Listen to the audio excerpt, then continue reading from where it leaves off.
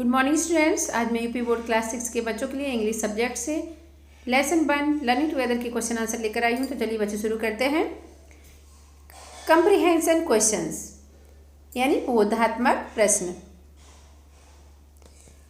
Question number 1 देखिए, answer the following question यानी नीचे लिखे हुए प्रश्नों के उत्तर दीजिए। ठीक है, क्वेश्चन नंबर 1 का ए है, how do you make your teachers beam, यानी आप अपने टीचर्स को खुश कैसे रखते हैं। तो आंसर देखिए बच्चों, by listening to the teachers attentively and doing our homework timely we make our teachers beam, यानी हम अपने टीचर्स की बातों को ध्यान से सुनकर टाइम पर होमवर्क करके अपने टीचर्स को खुश रखते हैं। क्वेश्चन नंबर 1 का बी है, what new things do you learn every day, यानी हर रोज आप क्या क्या नई चीज़ें सीखते हैं। ठीक है, तो आंसर देखते हैं बच्चों। From every subject we learn new things every day, even in activities like music, dance and sports we learn new techniques, method and ways. इसका हिंदी में ये हुआ बच्चों, from every subject we learn new things every day, यानी हर subject से हम नई नई चीज़ें हर रोज़ सीखते हैं।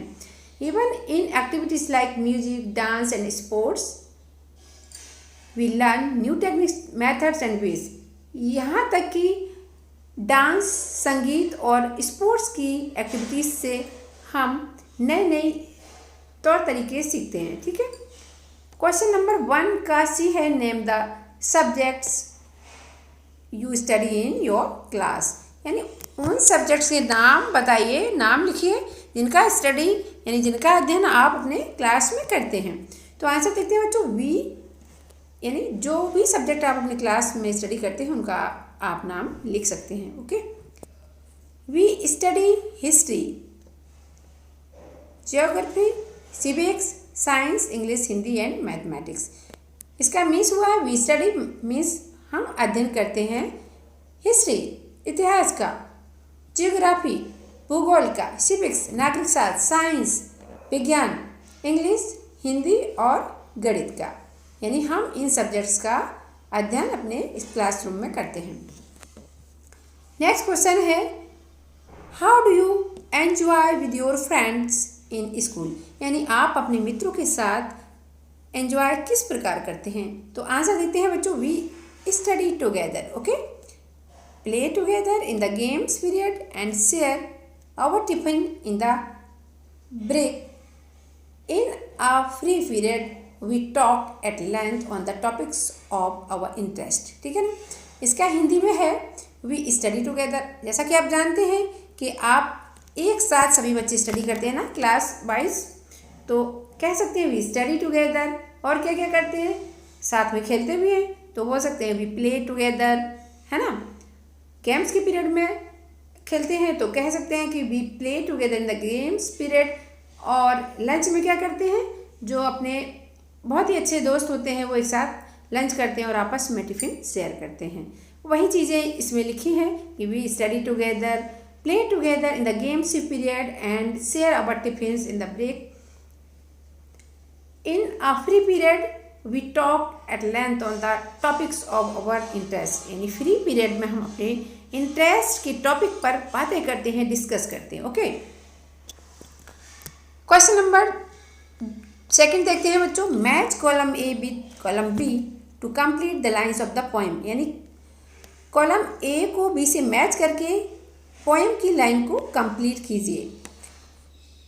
तो देखते हैं बच्चों, सी द बिग स्माइल, जो कि मैंने आपको पोएम पढ़ाई थी, है ना, तो याद होगा, इन लाइन्स को कंप्लीट कीजिए। See the big smile on my face, ये ऑन माई फेस से मैच होगा।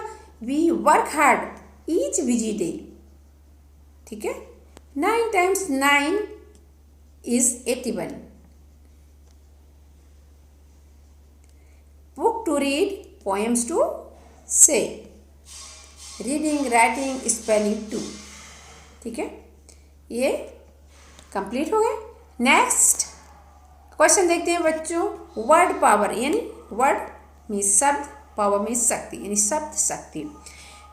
शब्द शक्ति में क्वेश्चन नंबर 1 है, make a list of rhyming words from the poem, यानी कविता से, पोएम से राइमिंग वर्ड्स की लिस्ट बनाइए, यानी एक जैसी, ऐसे शब्द जो एक जैसी साउंड से बोले जाते हैं, ठीक है, उन्हें क्या कहते हैं, rhyming words. 1 has been done for you, और एक आपके लिए करके दिखाया गया है। आगे देखते हैं, जैसे टीम, टीम का राइमिंग क्या होगा, बीम। टीम और बीम एक जैसा बोला जा रहा है ना, एक जैसी साउंड से बोले जा रहे हैं ना, इसीलिए इनको राइमिंग वर्ड्स बोलते हैं। इसी तरह सॉन्ग, सॉन्ग का राइमिंग क्या होगा, लॉन्ग। एंड्स, एंड्स का राइमिंग क्या है, फ्रेंड्स। डे का प्ले, डे का एवरीडे, मेड का ग्रेट, ठीक है। और आगे फन, फन का राइमिंग क्या है, 1। और टू का राइमिंग क्या है, डू, टू और डू एक जैसे बोले जा रहे हैं। 10 का अगेन, 2 का ब्लू। तो ये तो राइमिंग वर्ड्स हो गए बच्चों, जो एक जैसी साउंड्स, जिनको बोलने में एक जैसी साउंड्स निकाली जाती है, और इन्हें ही हम राइमिंग वर्ड्स कहते हैं।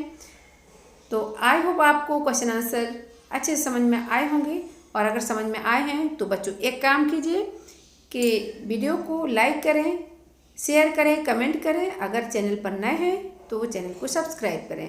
तब तक के लिए बाय बच्चों, ओके, टेक केयर।